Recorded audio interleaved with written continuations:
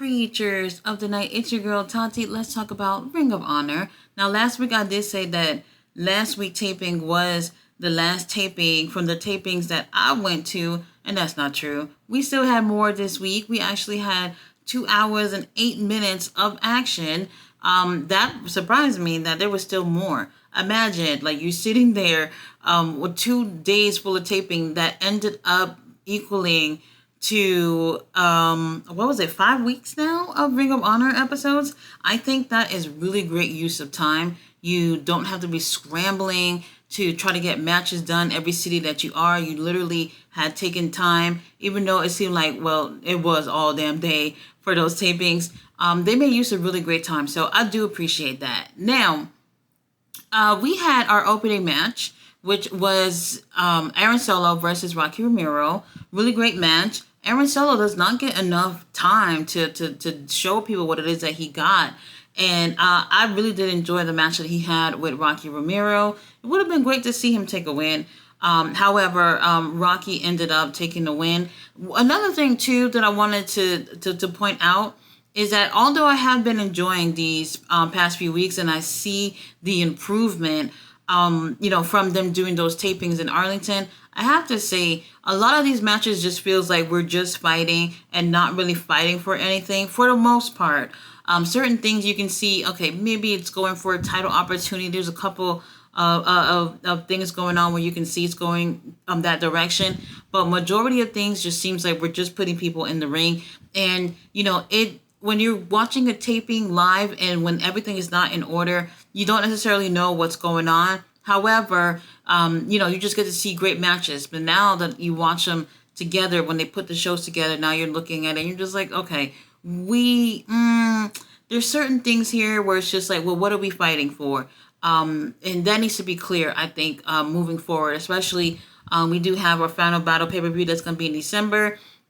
And to end the year off, why not have some really, really great stories like how we see is, playing out in AEW a little bit more lately. After this, we do have Lee Johnson versus Nick Comoroto. Jacoby Watts is ringside with his church outfit. Last week, they ended up talking about how Nick Comoroto was injured. If you guys didn't know, Nick ended up getting injured, I think his shoulder, and even having surgery. So he's going to be out for quite some time. And they mentioned this last week episode, not really realizing that they had already taped Jacoby doing singles action. So here we are this week where he's facing Lee Johnson and his chest hair is shaved, if that matters to anybody. Trust me, if you know Nick Comoroto, this is a huge difference for this guy.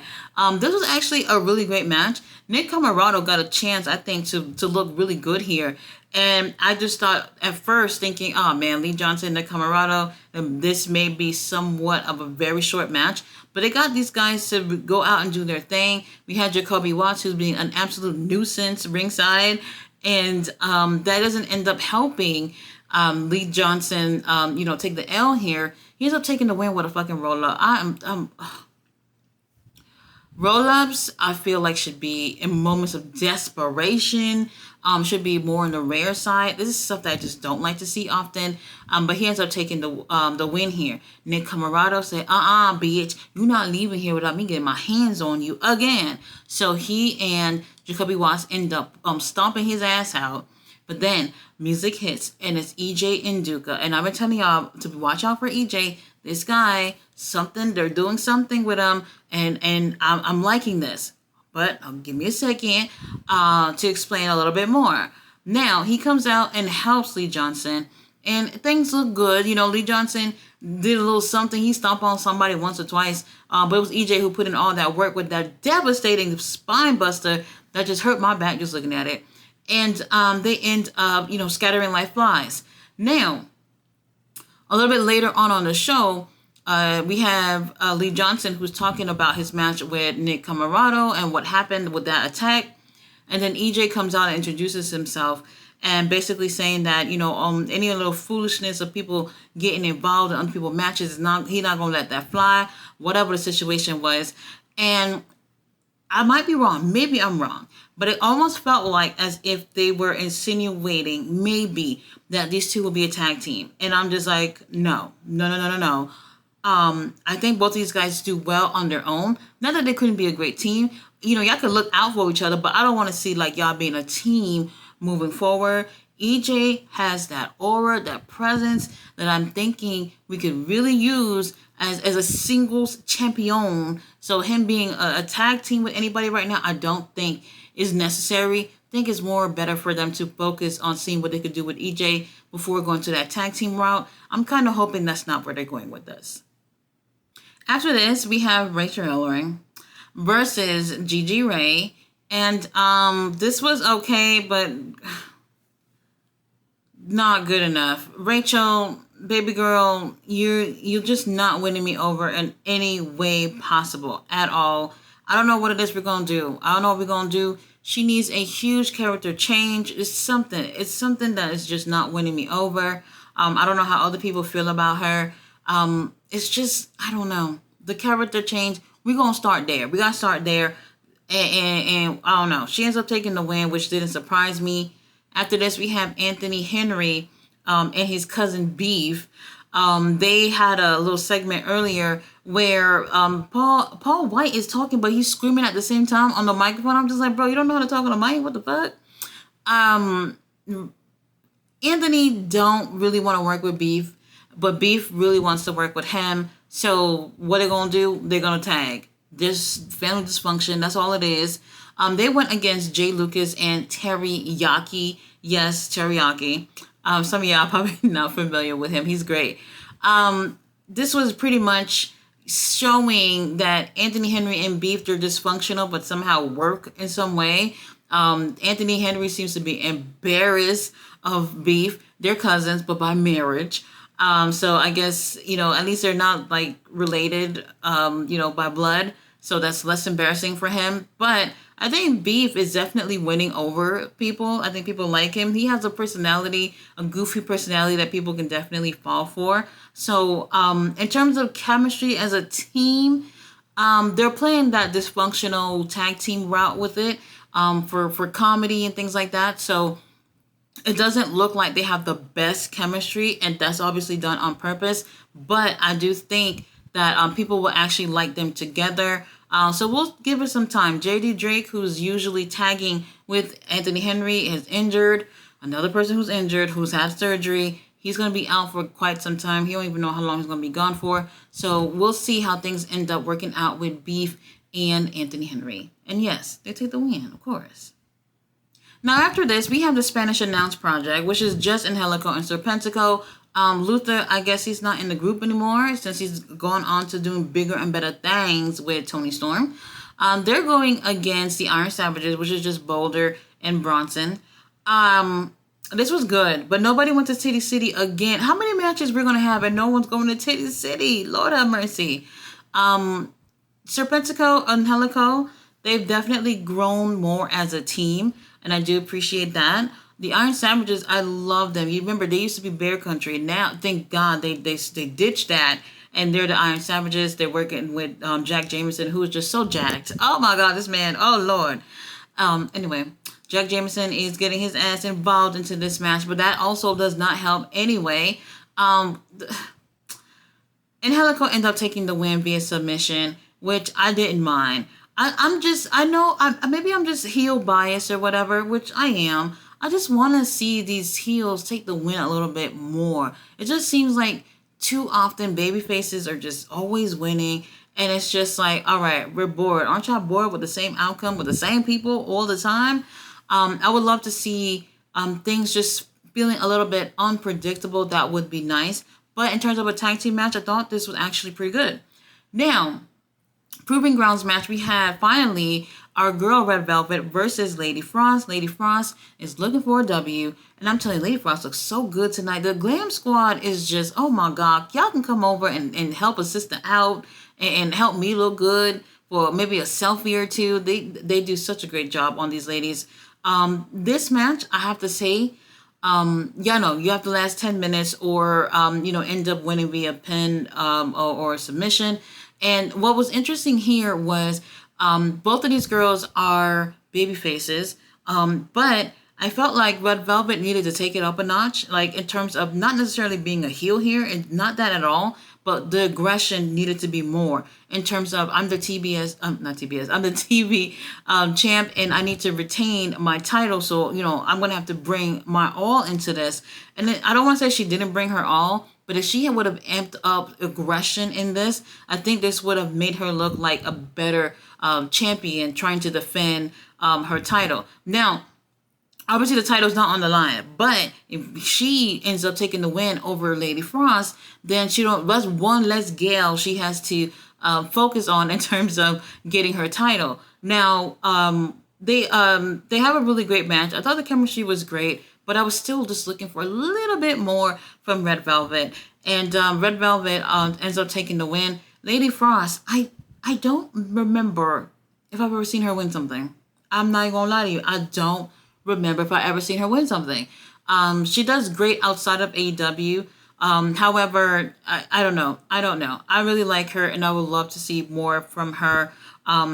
Whether it's on Ring of Honor or AEW, I think she's really, really great. However, she's not getting that title shot.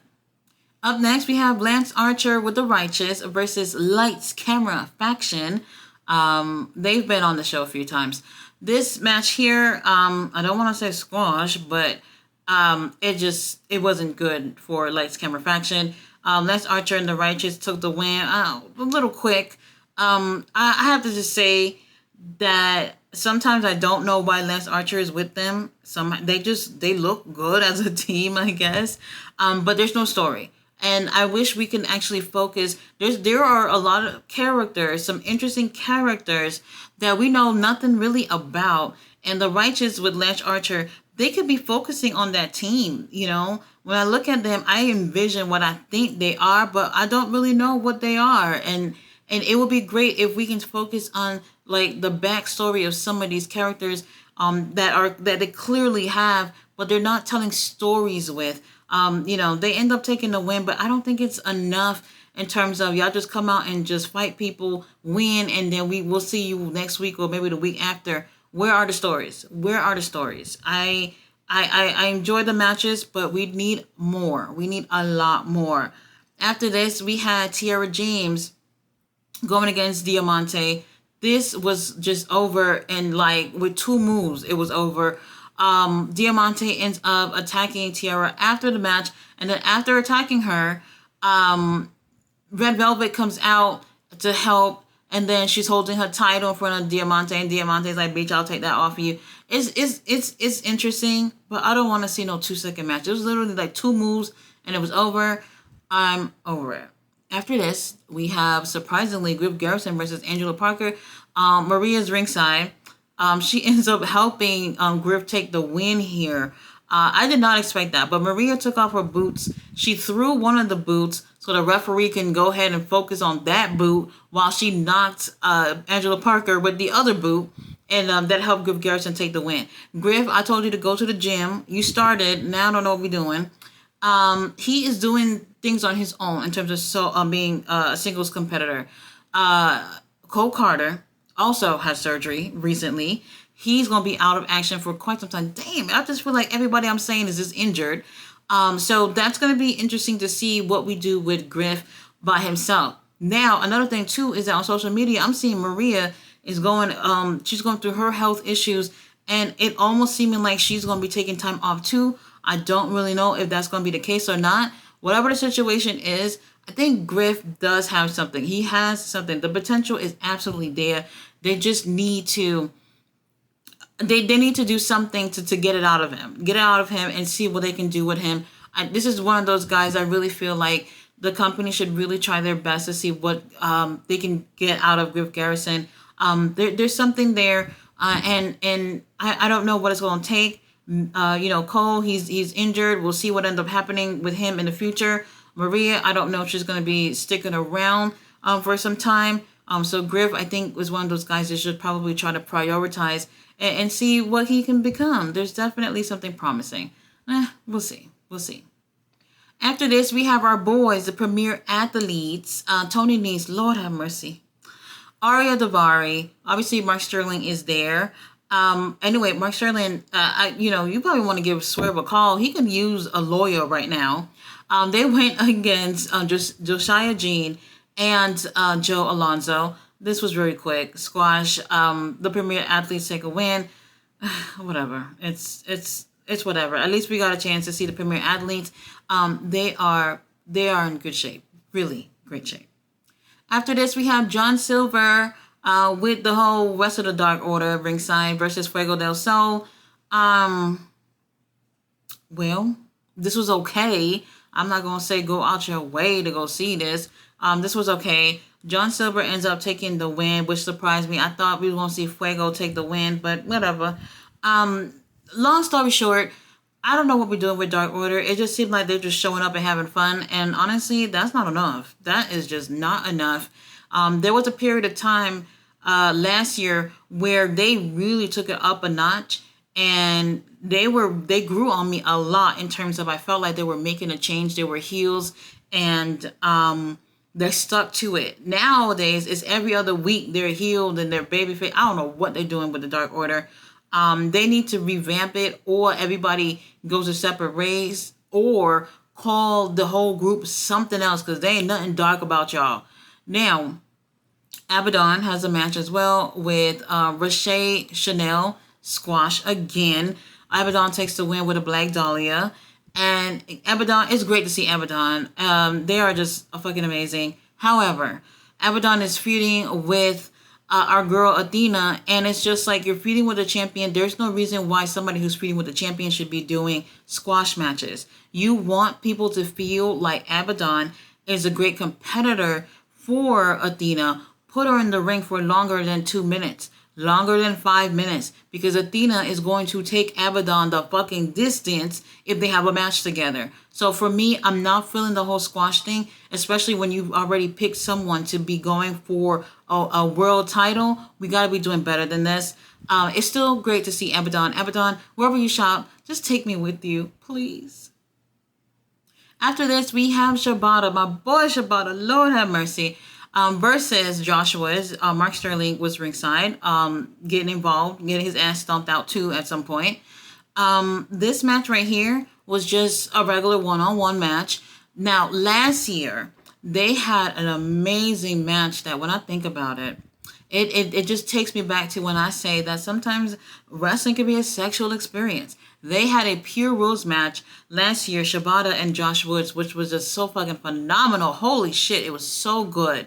Really, really good. One of my favorite matches from last year. And I always tell people, y'all miss Ring of Honor. Y'all end up missing some really, really great matches that people otherwise are not watching. But this time around, it was different because it wasn't Pure Rules. So we just got a regular match out of the two of them. While I did think it was good, it just wasn't what it was that last time that they were in the ring with each other. And with that being said, Mark Sterling is doing everything in his power to always make sure his boys take the win. And I could appreciate that. He's trying. But that doesn't help at all. Not this time. Shibata ends up taking the win. Shibata, oh my God, he's a no-nonsense type of guy. He gets in the ring, gets shit done, and leave. That's what I like. That is just what I like. Josh Woods is a technical beast. I don't know what we're doing with him.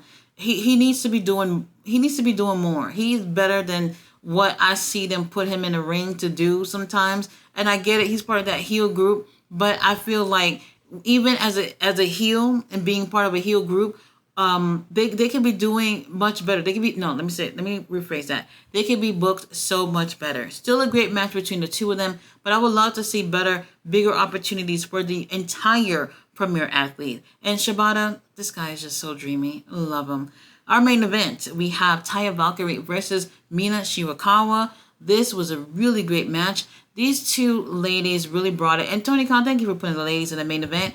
Neither of these girls are a champion. Neither of these girls are going for any titles either. Like I said, it's one of those situations where it's just like, well, what are they fighting for? They just don't like each other, apparently. Taya did attack Mina and Rachel Ellering last week. Taya did say, you know what, Rachel, she was just in the way. So, I had to push a bitch. But I really want to get my hands on Mina. So they end up having this match. And it was really great. I would say pretty early on, you can tell Taya hurt her knee and she really worked through it. She was, trying her best to work through it and still give a really great match. So you can really see that work ethic from Taya Valkyrie pushing on, even though you can tell she's visibly hurt. And I really, really appreciate that about all these wrestlers. Some of them, you can't even tell that they're hurt, but they're still pushing and trying to give y'all some really great quality matches. So I appreciate that. Mina Shirakawa, man, she is just, that personality. You can't fake that. You can't buy that. You have it or you don't, and she absolutely has it. I can't wait to see what to do with her now that she's moved on to living into the U.S. So I know she's looking for big opportunities, especially within AEW. Taya Valkyrie, I absolutely enjoy her. When I talk about heels, she's a good one. She's a really great one. Johnny TV, who's ringside, every few minutes, every chance that they get, they're putting each other's tongues down their throats, which is just like, ew, if I'm not getting none, y'all shouldn't be getting any either. Mina ends up taking the win here, and this was a really great main event. I don't know what is going to happen between the two of them at this point, but like I said, we're at the point where, yes, we've been getting really, really great episodes, like 2-hour episodes for the past month or so since they've been doing the tapings, and I absolutely appreciate that. Now I'm at the point where it's like, you guys are improving, absolutely improving with Ring of Honor, but the stories, we need the stories. Tony Khan, please watch my reviews. If you need help, give me a call. Guys, thanks so much for watching my review. I will see you guys tomorrow. Yes, tomorrow, Friday, for Collision and Rampage. And then Saturday, we are having All Out. I will be doing a watch along for all that. Come see me. If not, watch my reviews. I'll see you guys then. Bye.